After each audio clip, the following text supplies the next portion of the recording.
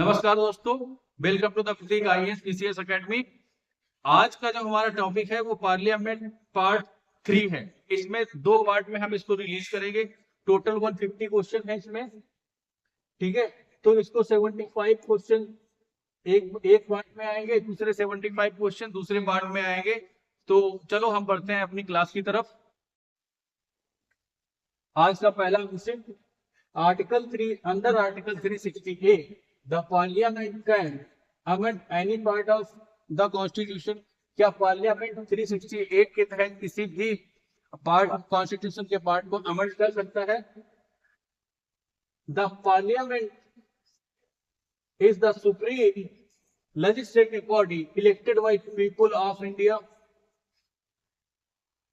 People of India. क्या ये supreme legislative body है पार्लियामेंट?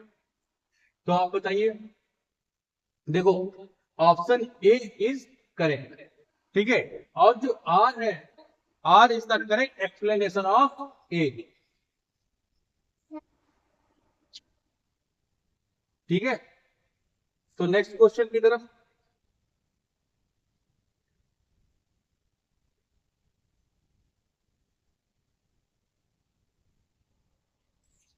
एक मिनट। क्वेश्चन नंबर सेकेंड,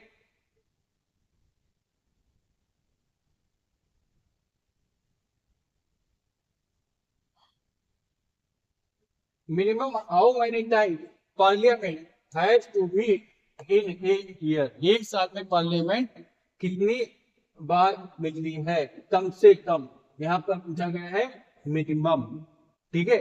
तो मिनिमम आपको पता है पार्लियामेंट को 2 बार मिलना पड़ेगा, ठीक है। कितने मंथ में? 6 मंथ में। क्या लिखा है कॉन्स्टिट्यूशन में? 6 मंथ में एक बार पार्लियामेंट की मीटिंग, पार्लियामेंट हाउस की मीटिंग होनी चाहिए। Under article 85A impose a duty upon the president to summon each house of parliament at such interval that 6 months shall not, मतलब जो 6 मंथ है ना, एक सेशन से दूसरे सेशन के बीच का जो गैप है वो 6 मंथ से ज्यादा नहीं होना चाहिए, ठीक है। अब इतना इतना पूरा एक्सप्लेनेशन पढ़ने की जरूरत नहीं है, सिर्फ आप इतना याद रखिए कि आर्टिकल 85A में ये 85 के फर्स्ट में ये लिखा है कि जो पार्लियामेंट का गैप है एक सेशन से दूसरे सेशन के बीच में वो 6 मंथ से ज्यादा नहीं होना चाहिए। अगला question, council of state and council of people not more than 250 members to have nominated not more than 238 representative of state and union territory, ठीक है। ये सही है। अब यहाँ पर क्या पूछा गया क्वेश्चन, यहाँ पर है एक्स का क्या लिखना, not more than 552 member, not more than 530 representative of state, plus not more than 2 nominated Anglo Indian and क्या मतलब, not more than 20 representative of union territory. अगर ये 530 लिखा है तो यहाँ पर 20 किससे आएंगे? यूनियन टेरिटरी से। तो ये कितना हो जाएगा? 530 प्लस 20 प्लस 2 एंग्लो इंडियन, तभी होगा 552, ठीक है। अगला question, which of the following is stated in the Constitution of India? Parliament shall not be a member of President shall not be a member of either House of Parliament, ठीक है। बिल्कुल सही है। प्रेसिडेंट किसी भी house का member नहीं होता क्योंकि वो खुद पार्लियामेंट का पार्ट होता है। पार्लियामेंट के कितने पार्ट होते हैं? 3, लोकसभा, राज्यसभा और प्रेसिडेंट। तो दोनों हाउस, अगर लोकसभा का मेंबर होगा, राज्यसभा का मेंबर होगा, तो वो प्रेसिडेंट कैसे हो पाएगा? क्योंकि तीन पार्ट होते हैं ना, तीसरा पार्ट फुलफिल नहीं होगा। आपकी आप किसी भी हाउस के मेंबर आप किसी भी हाउस का मेंबर नहीं हो सकते अगर आप प्रेसिडेंट हैं तो। President consist of Parliament shall consist of president and shall consist of president and the two house। सही है। देखो हमने अभी आपको बताया था, जो अपना पार्लियामेंट है उसके तीन पार्ट होते हैं, लोकसभा, राज्यसभा और प्रेसिडेंट। ठीक है, तो ये ऑप्शन सही है।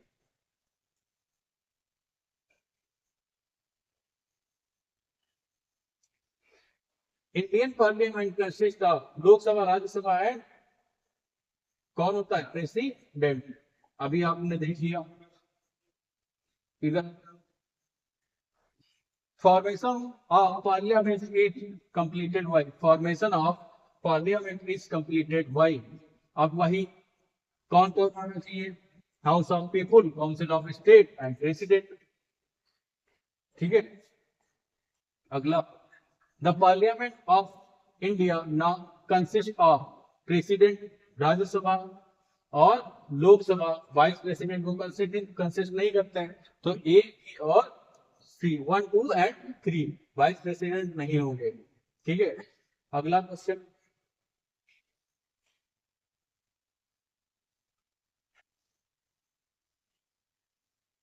Which of the following is not an integral part of parliament? Parliament का इंटीग्रल पार्ट कौन नहीं होता? देखो, प्रेसिडेंट होते हैं, लोकसभा होती है, राज्यसभा होती है, लेकिन वाइस प्रेसिडेंट इसका पार्ट नहीं होते हैं, तो ऑप्शन बी इज इनकरेक्ट। तो आपसे इनकरेक्ट पूछा गया है, तो ऑप्शन बी यहाँ पर होगा। For the first time, a MP MLA was disqualified from the membership of ground of remaining absent for 60 consecutive meetings of the House without the permission. Who was in name?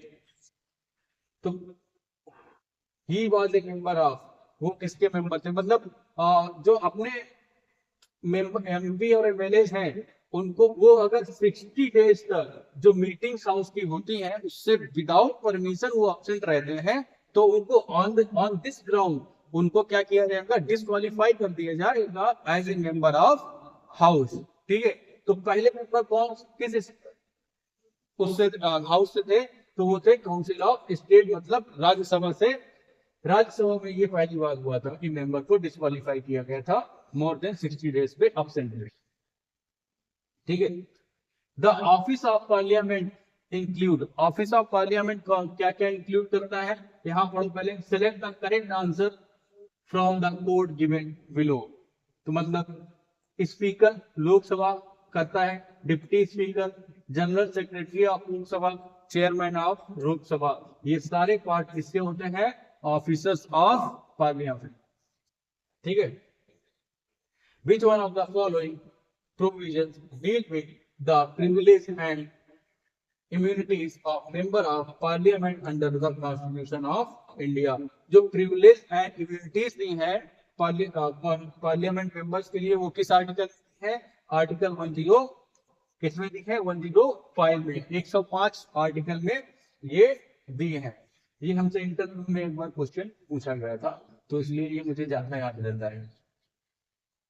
The membership of Parliament, Legislative Assemblies, membership may be terminated if remains absent without informing to respective house। ये आपने देख लिया था, 60 था, कितने? 60 days। ठीक है,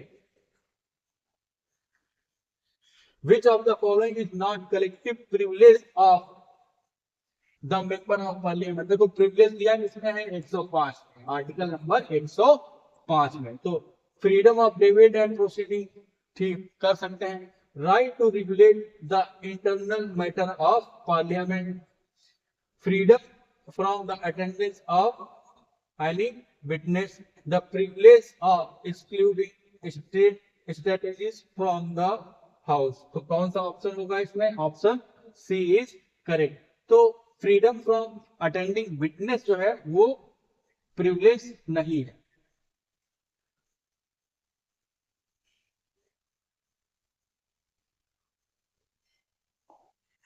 which one of the following statement is correct? कौन से स्टेटमेंट करेक्ट है?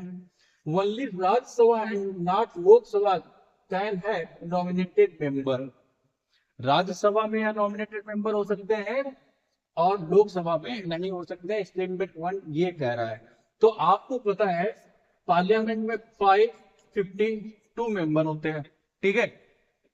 530 जो है वो स्टेट से नॉमिनेटेड होते हैं, स्टेट से इलेक्टेड होते हैं, ठीक है। और जो 20 मेंबर हैं वो यूनियन टेरिटरी से होते हैं। कहां से होते हैं? यूनियन टेरिटरी से। अब बचे कितने? 2 मेंबर। आपको पता है 2 मेंबर को एंग्लो इंडियन कम्युनिटी से नॉमिनेट करता था प्रेसिडेंट, ठीक है। प्रेसिडेंट ये नॉमिनेट करते थे, लेकिन अब ये प्रोविजंस किसको यहां से हटा दिया गया है लोकसभा से। अब लोकसभा में एंग्लो इंडियंस को नॉमिनेट नहीं किया जाता है, ठीक है। लेकिन ये क्वेश्चन कब का पूछा गया है? 2003 का, ठीक है। तो अगर आज के सिनारियों पे देखेंगे तो ये स्टेटमेंट करेक्ट होता है, लेकिन अगर 2003 के सिनारियों में देखेंगे तो ये स्टेटमेंट गलत होता है। आपको दोनों कंडीशंस मैंने बता दी, ठीक है। देयर अब ये देखिए, there is no constitutional bar for nominated member to be appointed as union minister. अब आपको पता है यूनियन मिनिस्टर्स के लिए आपके पास क्या क्राइटेरिया और क्या क्वालिफिकेशन होने चाहिए। पहली बात, सबसे पहले आपको पार्लियामेंट का मेंबर होना चाहिए, चाहे आप वो लोकसभा से हो या राज्यसभा से, उससे मतलब नहीं, आपको पार्लियामेंट का मेंबर होना चाहिए। तो जो नॉमिनेटेड मेंबर होते हैं राज्यसभा में 12 बाय द प्रेसिडेंट, प्रेसिडेंट इनको नॉमिनेट करता है 12 मेंबर्स को। तो इनको भी क्या बनाया जा सकता है? मिनिस्टर बनाया जा सकता है। जैसे आप अभी देख लीजिए, जब उद्धव ठाकरे जी महाराष्ट्र के चीफ मिनिस्टर बने थे तो वो किसी भी हाउस के मेंबर नहीं थे, क्योंकि वहां बाई काउंटर लेजिस्लेचर है। महाराष्ट्र में 2 हाउस है, legislative assembly and legislative council. तो वो क्या, वहां के जो गवर्नर हैं उन्होंने उनको नॉमिनेट किया था किसमें? काउंसिल ऑफ स्टेट में, ठीक है, विद इन 6 मंथ। अगर आप मेंबर नहीं भी होते हैं, अगर आप मिनिस्टर बन जाते हैं तो 6 महीने के अंदर आपको हाउस का मेंबर होना पड़ेगा। तो option A and B both are correct, ठीक है। और ये वाला हमने स्टेटमेंट आपको पूरी तरीके से समझा दिया, दोनों सिनारियो आपको बता दिए। तो आपके अगर सिनारियो में आता है तो ये स्टेटमेंट गलत सही हो जाएगा, ठीक है। अगर 2003 के अकॉर्डिंग देखेंगे तो ये स्टेटमेंट गलत हो जाता है।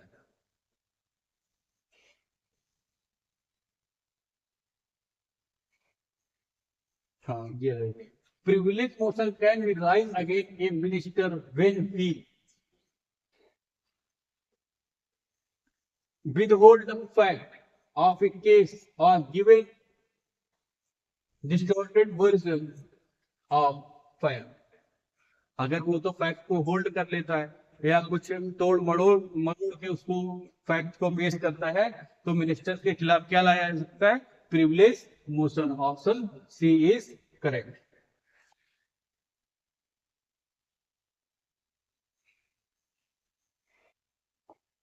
Who among the following has right to vote in the election of both Lok Sabha and the Rajya Sabha? Lok Sabha और राज्यसभा के इलेक्शन में कौन वोट कर सकता है? देखो, elected member of lower house of parliament,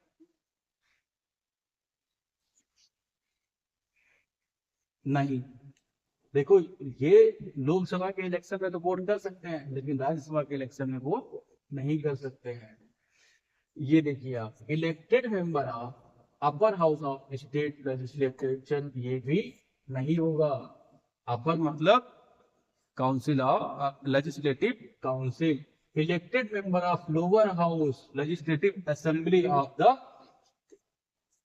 state, मतलब ऑप्शन बी इज करेक्ट। कैसे? देखो, जो एमएलए एमपी होता है, या सॉरी, जो एमएलए होता है, मेंबर ऑफ लेजिस्लेटिव असेंबली, वो लोकसभा के इलेक्शन में तो वोट करने जाएगा ही, ठीक है। सभी वोट करने जाते हैं, हम आप भी जाते हैं। लेकिन जो राज्यसभा का वोट होता है वो स्टेट में, जिस स्टेट का वो वहां पर वोटिंग हो रही होगी, वहां के जो लेजिस्लेटिव असेंबली के मेंबर होंगे, आप या यूं कह सकते हैं जो विधायक होंगे या जो एमएलए होंगे, ठीक है, वही वोट कर सकते हैं। तो ऑप्शन डी इज करेक्ट। ठीक है, यूनियन पार्लियामेंट में legislative on any subject of state list, अगर पार्लियामेंट किसी स्टेट लिस्ट पे लॉ बनाता है तो कैसे बना सकता है? जब दो या दो से ज्यादा स्टेट गवर्नमेंट को या पार्लियामेंट को रिक्वेस्ट करेंगे और उस पे राज्यसभा एक रेजोल्यूशन पास कर देगी, तभी वो क्या कर सकती है, पार्लियामेंट उस पे लॉ बना सकती है। To implement internal arrangement by consent of state when proclamation of financial proclamation of emergency is in operation in national interest and after a resolution passed by council of state being it with 2/3 majority।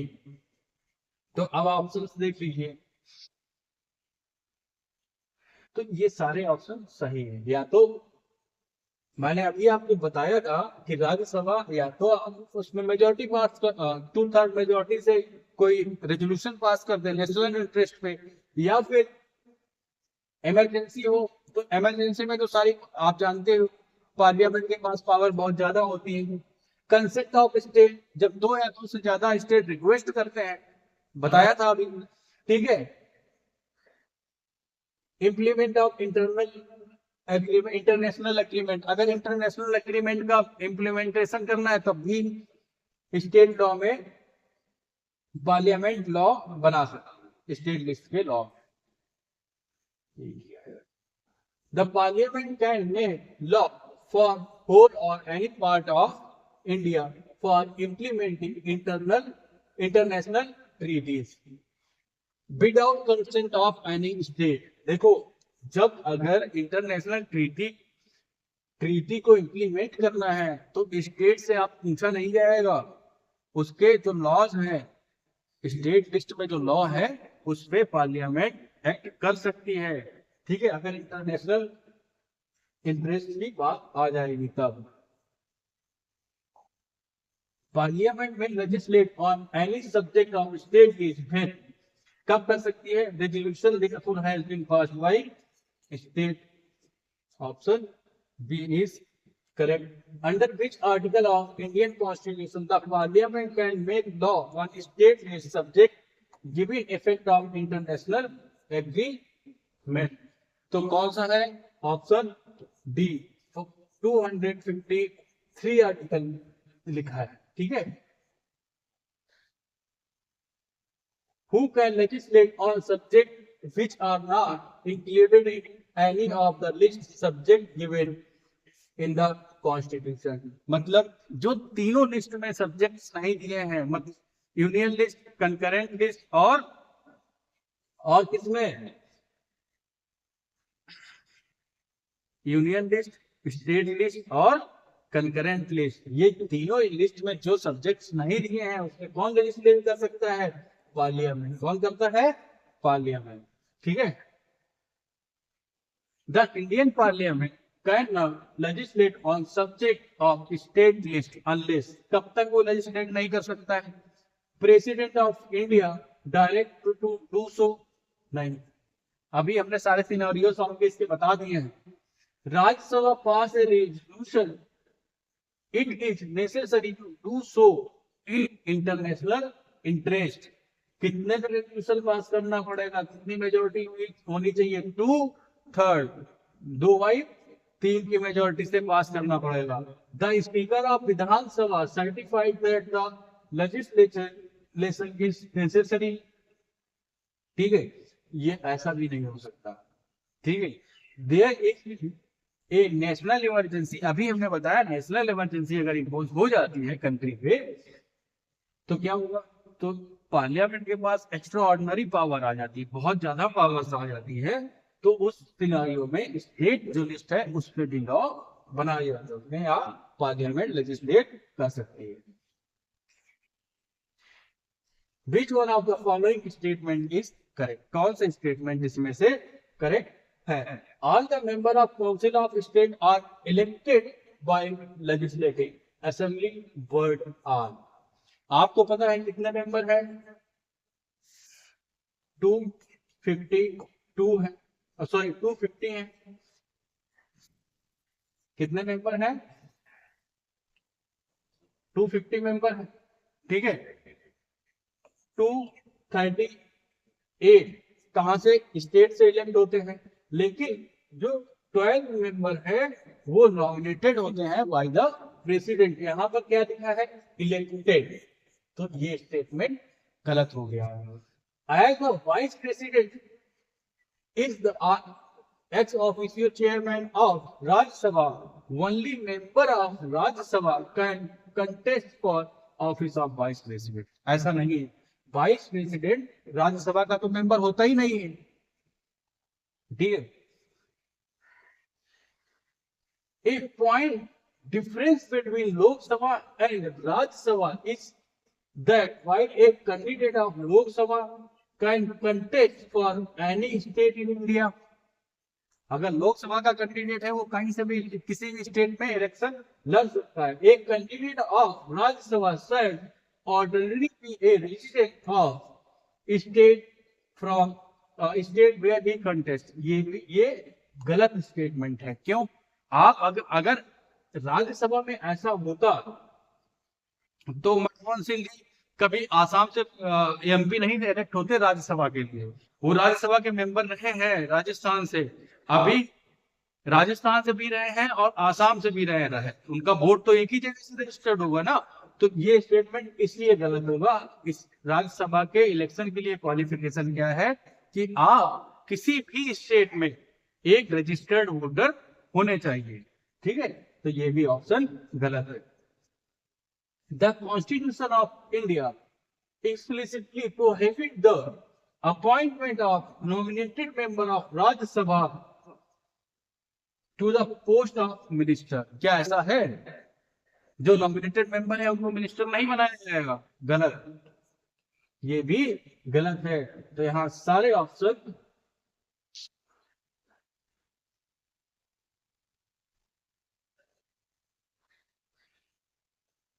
Option क्या है? गलत है। अब देखो, जब ये question पूछा गया 1994 में, उस समय जो राज्यसभा के लिए क्वालिफिकेशन थी, आप जिस स्टेट से इलेक्शन लड़ोगे उस स्टेट से आप वोटर लिस्ट में नाम होना चाहिए उस स्टेट में। लेकिन ये सिनारियो बेटा 2003 में चेंज कर दिया गया, ठीक है। तो ये क्वेश्चन आईएएस यूपीएससी ने पूछा है ना, तो ये क्वेश्चन तो गलत नहीं था, लेकिन ये सिनारियो अब चेंज हो गया। 2003 में ये सिनारियो चेंज हो गया है, तो इसलिए ये ऑप्शन आज की कंटेस्ट में देखा जाए तो गलत होता है, ठीक है। और अगर आप 1994 के अनुसार देखेंगे तो ये स्टेटमेंट सही हो जाएगा, ठीक है। चलो, the speaker can ask a member of the house to stop speaking and let another member speak. This phenomenon is known as। अगर स्पीकर किसी मेंबर से कहता है कि आप अपनी स्पीच को आप बंद करें, किसी दूसरे मेंबर को मौका दें, तो इस प्रोसेस को क्या कहा जाएगा? Yielding the house. स्पीकर रोक सकता है किसी भी मेंबर को, तो इसको बोलते हैं yielding the house. Which of the following provision will enable the adoption of money bill that was once passed by the Lok Sabha but was amended by the Rajya Sabha? अब money bill के बारे में बात हो रही, तो money bill के बारे में आप ये समझ लीजिए, अंडर आर्टिकल 108 इसमें ये बोला गया है कि मनी बिल को अगर इंट्रोड्यूस किया जाएगा तो वो लोकसभा में किया जाएगा, ठीक है। और लोकसभा अगर इसको पास कर देती है,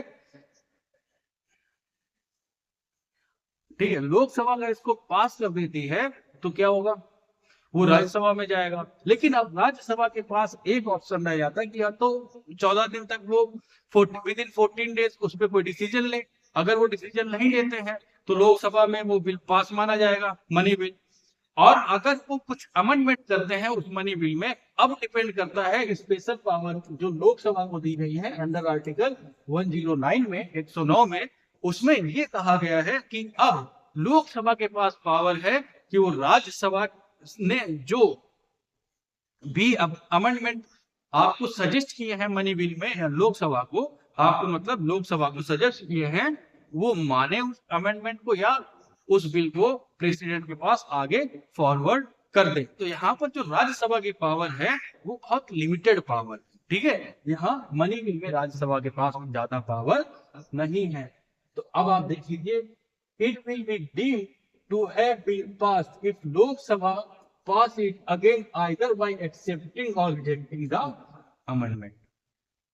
अब लोकसभा या तो एक्सेप्ट करेगी या रिजेक्ट करेगी, लेकिन एक्सेप्ट रिजेक्ट कैसे करेगी?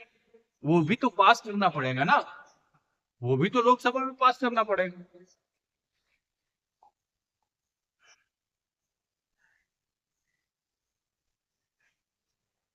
ये रीजन देख सकते हैं। Recommendation of Rajya Sabha after money bill is pass by Lok Sabha and transmitted to the Rajya Sabha has to be accepted by the Lok Sabha within 14 days from the receipt of the recommendation and get them incorporated in the bill। Reason क्या दिया? Money bill can not be introduce in Rajya Sabha. देखो जो R है वो तो correct है, लेकिन जो ए है वो फॉल्स है। तो ऑप्शन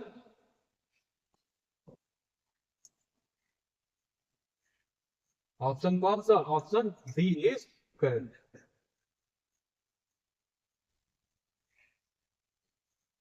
अगला question, zero hour is political,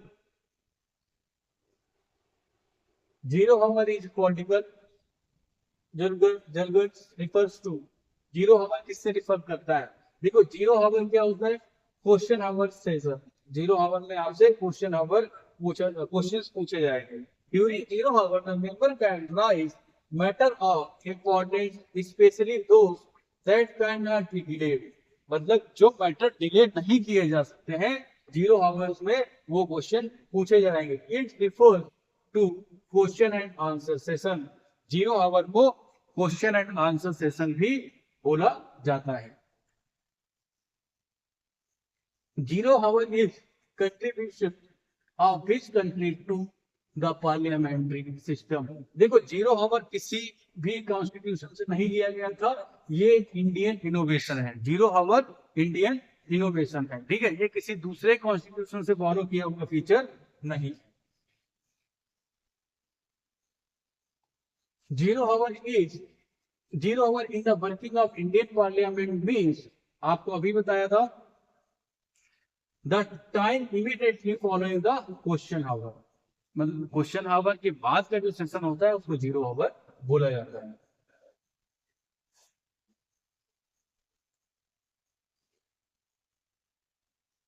चलो अगला क्वेश्चन देखते हैं। The Parliament can make any law for whole of any part of India for implementing international treaties without the consent of any state। किसी भी state के consent नहीं लेना पड़ेगा। What would be the minimum time limit for zero hour in Lok Sabha? तो कितने लोकसभा में zero hour कितने टाइम का होता है? सिर्फ और सिर्फ 1 आवर का। Option B is correct. तो टाइम ऑफ जीरो आवर अब देखो 12 से 1 के बीच में हो गया है, ठीक है। 12 बजे से 1 बजे के बीच में।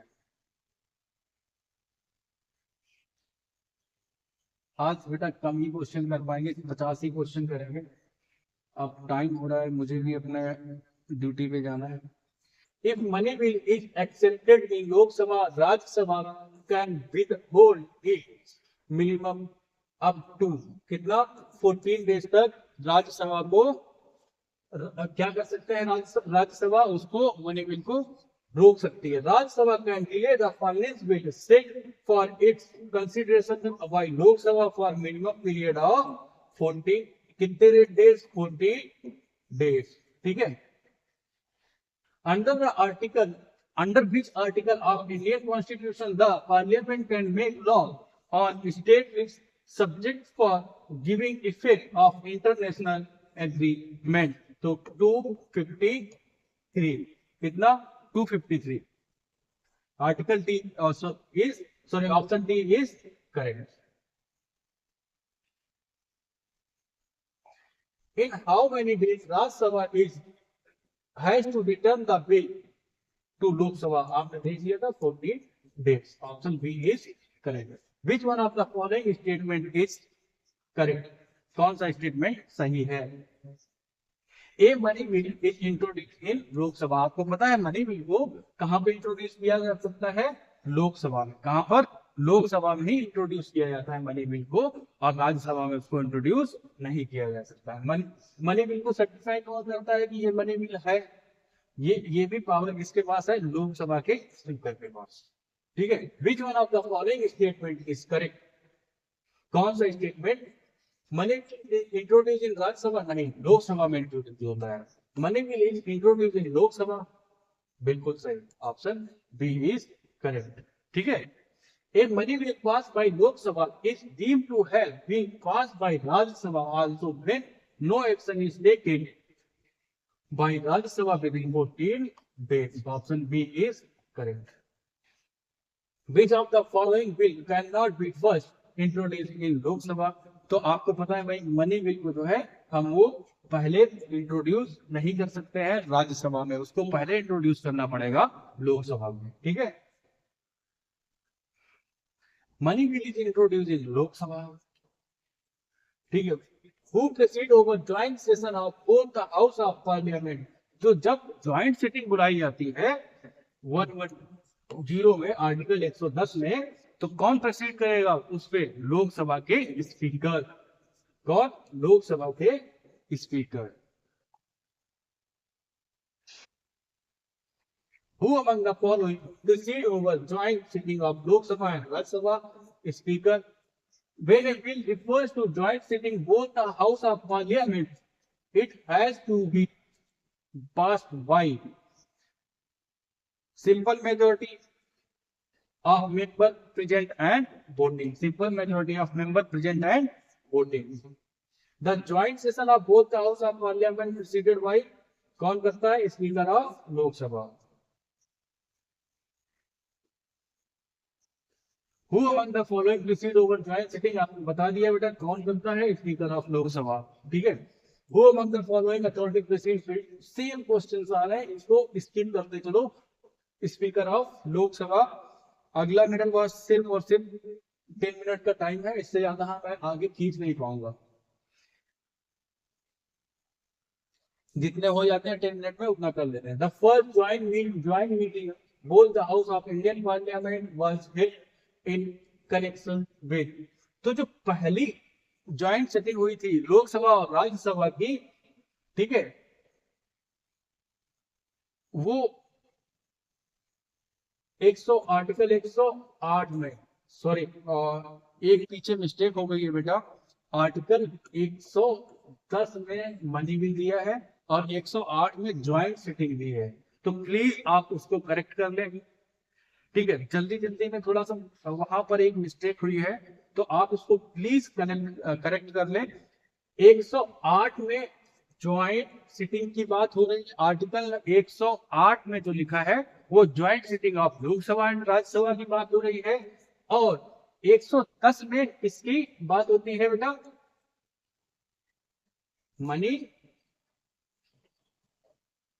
Money bill.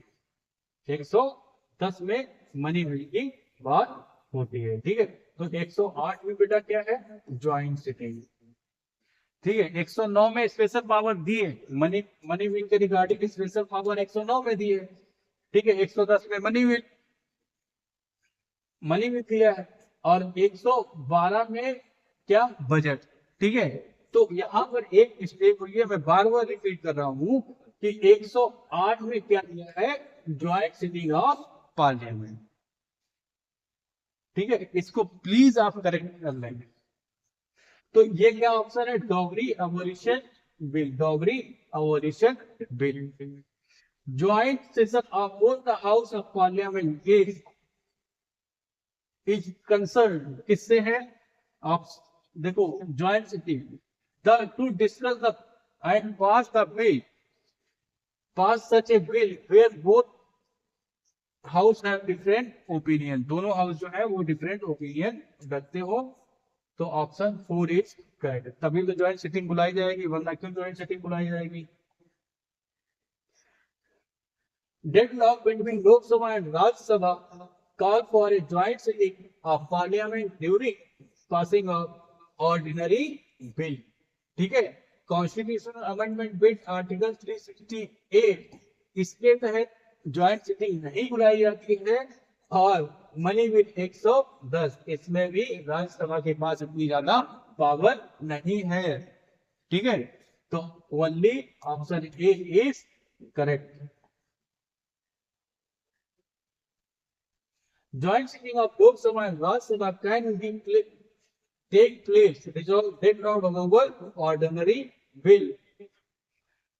ठीक है, अब यहाँ पर एक अप्रोप्रिएशन बिल किया, लेकिन चलो आप यहाँ पर जो मानना वो ये और ये है, मनी बिल पे नहीं, कॉन्स्टिट्यूशनल अमेंडमेंट बिल पे नहीं। तो दो ऑप्शन यहाँ पर करेक्ट हो गए, तो इसलिए यहाँ पर आंसर नहीं दिया गया। The joint sitting of both the House of Parliament in India is sanctioned under Article 108 108 of the Constitution। बिल्कुल सही। The first joint sitting of Lok Sabha and Rajya Sabha is held in 1961। किस पे, डॉगरी prohibition act, डॉगरी prohibition act, ये सही है। Joint sitting both the House of Indian Parliament was held to pass Banking Service Commission replacement repeal bill। तो ये भी बेटा सही है, option D is correct. The joint sitting of both the House of Indian Parliament is held in connection with ordinary bill।